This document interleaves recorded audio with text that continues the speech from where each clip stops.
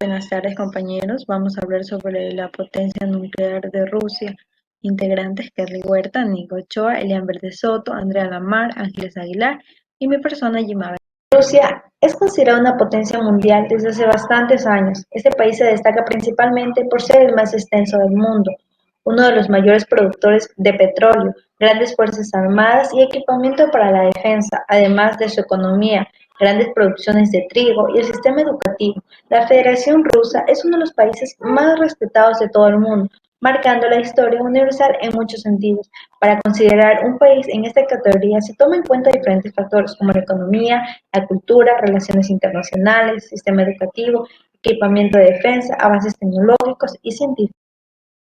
Vamos a hablar del número actual de ojivas nucleares y su estado.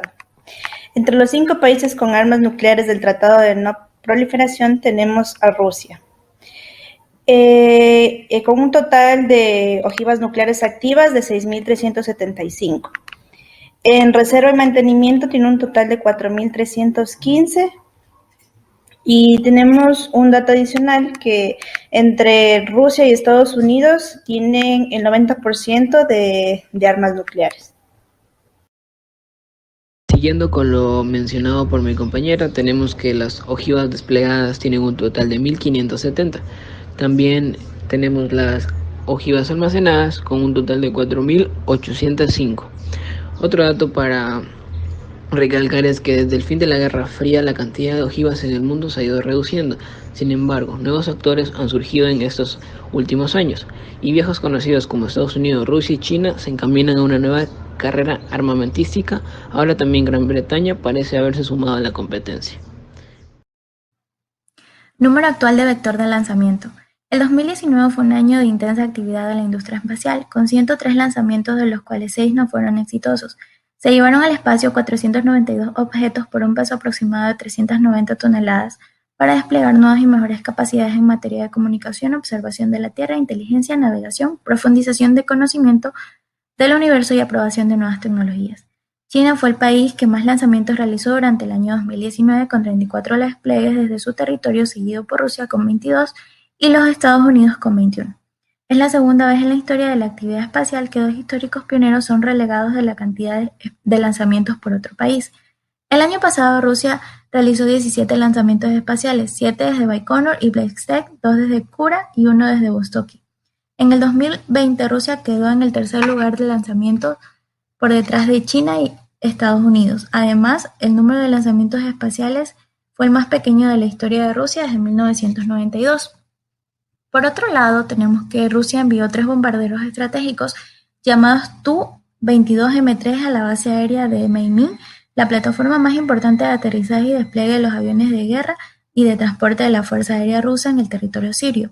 El comunicado de la entidad castrense nos menciona que se trata de los primeros 3 aviones de esta clase que llegan a la base rusa ubicada en las cercanías de la ciudad mediterránea de Latakia.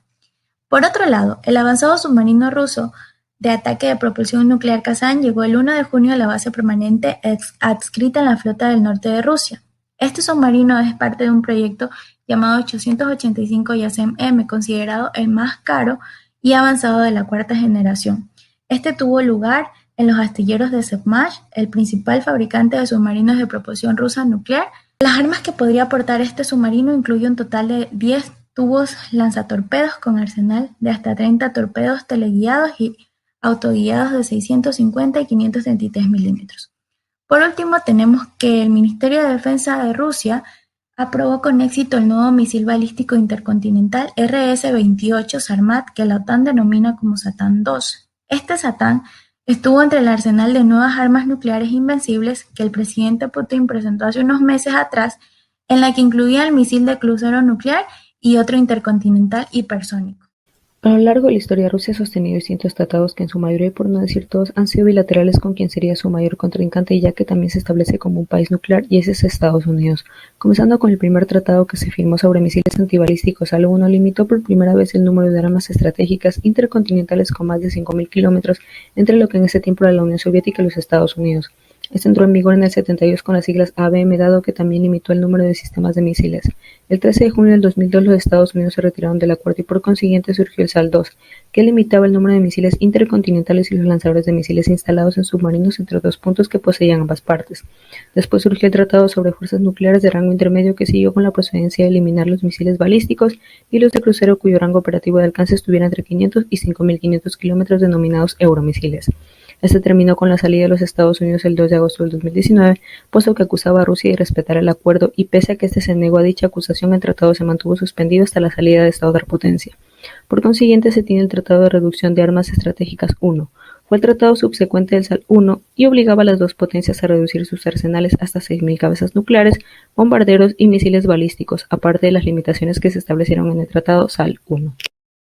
Poco después surgió el Tratado START-2, que no entró en vigor puesto que limitaba las cabezas nucleares más a Estados Unidos que a Rusia. Por consecuencia, Estados Unidos nunca ratificó el acuerdo y Rusia lo abandonó después en respuesta al abandono de Estados Unidos sobre el Tratado ABM. Surgió después el Tratado SOR, que recortaba aún más los arsenales nucleares, y ese sería el último de los tratados de desarme mutuo entre Rusia y Estados Unidos, que no están en vigor actualmente. Luego se da el START-3, el cual reduce los arsenales un 30% y se aplicó durante 10 años, finalizando en este 2021, el cual hoy por hoy ya fue renovado. Entre los vigentes tenemos primeramente el Tratado Multilateral de la Prohibición de las Armas Nucleares, donde participan diversos países y 51 han ratificado el acuerdo. Se cuestiona mucho su validez, puesto que los 5 países nucleares boicotearon las negociaciones de este tratado y no se sumaron, al igual que los países de la OTAN.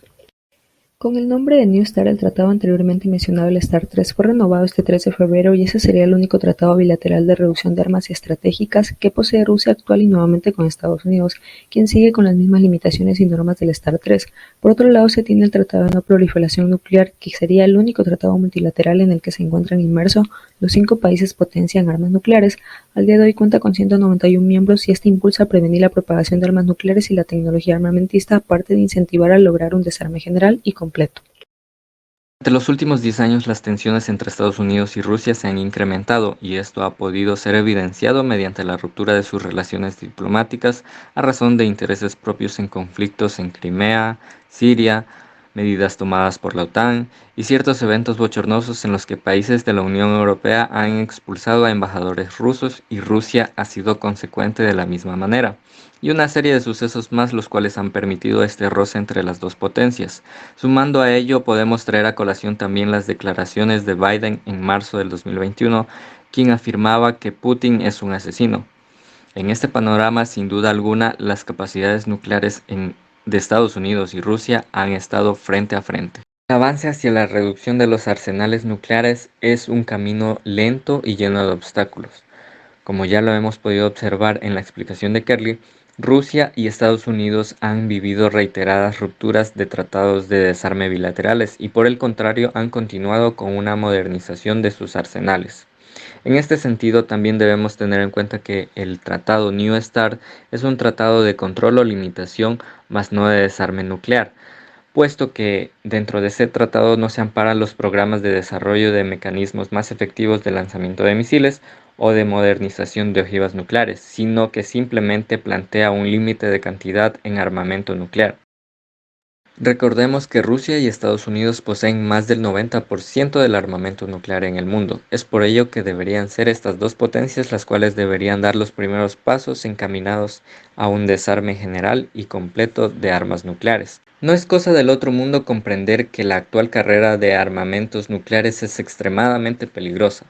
Cualquier uso de armas nucleares tendría consecuencias humanitarias catastróficas, y es por ello que, pese a no existir detalles profundos del primer diálogo entre Biden y Putin en la cumbre en Ginebra, los medios reportan que si en algo están de acuerdo a ambos es que no existe un ganador en una guerra nuclear, lo cual es un buen inicio a la renovación de las relaciones diplomáticas y profundización en consideraciones de extrema relevancia hacia una verdadera reducción de armas nucleares, lo cual comienza con que los dos países reduzcan sus arsenales y rebajen la importancia de esas armas, de las armas nucleares, en sus doctrinas militares.